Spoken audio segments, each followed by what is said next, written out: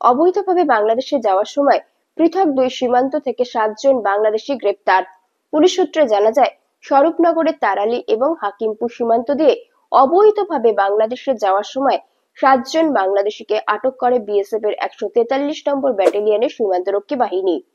ধৃতরা হলেন লিপি Begum, Aduri Das, Ekramul Gazi, Kakuli Khatun, MD Faisal, Sweety Khatun, jasmine Khatun. এদের বাড়ি বাংলাদেশের বিভিন্ন জেলায়। তাদেরকে আজ পরবর্তী আইনি পদক্ষেপের জন্য বসিরহাট মহকুমা আদালতে পাঠালো স্বরূপনগর থানার পুলিশ।